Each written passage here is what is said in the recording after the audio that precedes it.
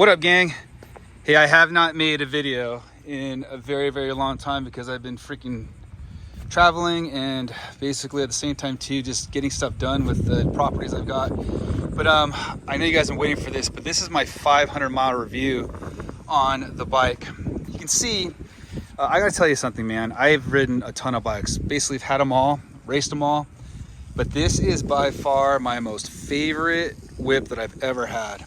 And I'm gonna tell you something. A lot of you guys were making fun of how the ZX-10R and the ZX-10RR, I had one noob that came on here and said that the ZX-10RR was just the ZX-10R without stickers.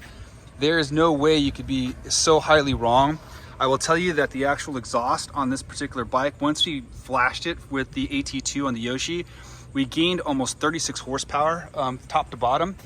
And at the same time too, we made adjustments to the Showa on this side too with the Brembo brake calipers. We changed the master cylinder on this top part here.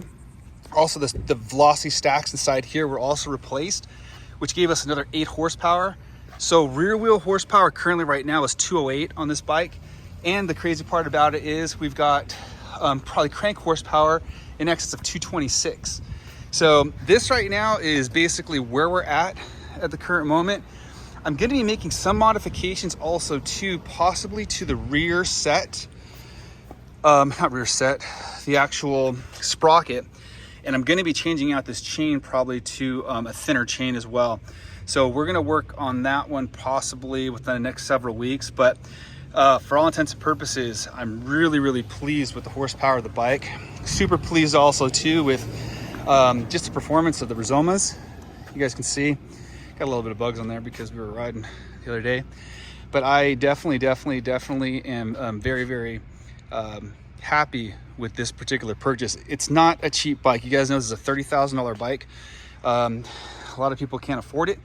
But if you can, I'm going to tell you something. If you're sitting on the fence between a Ducati V4 Panigale, this bike, a Yamaha R1M, and this is going to piss off a lot of the Yamaha guys because you guys know I'm a Yamaha guy myself, I would choose this bike over a Ducati Panigale V4, and this is going to blow your mind.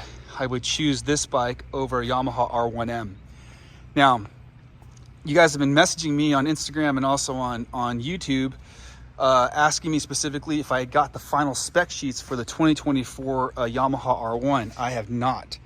But I do know that there's a couple of things that I'm not allowed to talk about just yet that are going to be coming out on that bike that might be of interest to you. I.e., people had a lot of questions about cruise control. I'm going to let you guys simmer on that one for a little bit.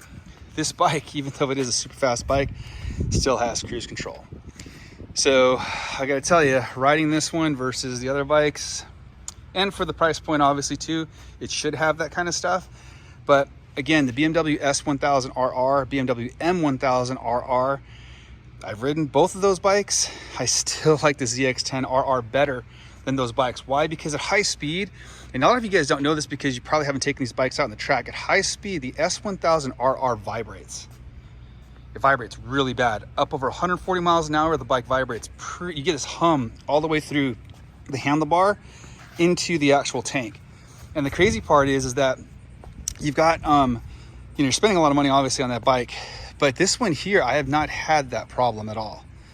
And a lot of people are asking me specifically about how does the electronic steering dampener work from Öhlins. It's phenomenal. Got this bike well over 155 miles an hour and it was stable as stable can be. Again, the engine, super special on this bike.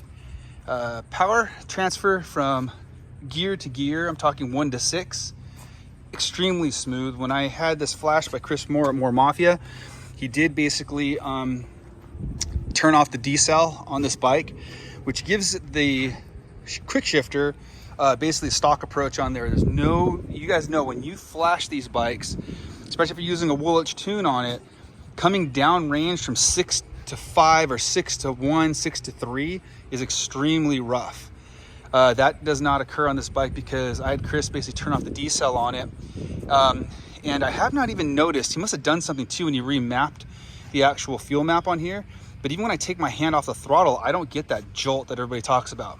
It's a very smooth deceleration and a smooth acceleration. Even when I hit the actual throttle, I don't get that pop up on the front wheel. It's actually very, very smooth. So guys, 500 miles I've gotten the bike. I'm extremely happy with the way it's breaking in. We will be doing probably a Motul oil replacement on here, full synthetic on here once it's all said and done, and I'll have Jorge Beltran from Rev Right Power Sports perform that service for us. But for all intents and purposes, guys, extremely happy with this bike. Again, if you guys are looking at a Panigale V4, if you're looking at a Yamaha R1M, and this bike, I'm gonna tell you, I would choose a Kawi over that. And I can see why there's so many diehard Kawasaki fans. I did not know that because I never really raced or rode these bikes a lot until I got the ZX6 KRT. I also got the ZX-10R, and then now I have the ZX-10RR. I've got them all range, and I'm gonna tell you, this is my most favorite bike I've ever ridden in the 26 plus years I've been riding motorcycles. Anyway, I love you guys. Appreciate the support. Please like, follow, subscribe, and if you can, share this video in the forums with your guys and friends, for those that may be on the fence. But I'm gonna tell you, no disappointments here, money well spent, and I cannot wait to get this bad boy out on the track here. We've got track day coming up in 2 weeks, and it's gonna be just phenomenal. Anyway, I love you guys. If you guys need anything, please don't hesitate to ask. You can message me on Instagram or here on YouTube, and I'll get back to you as soon as I can. Anyway, I love you guys. CK out.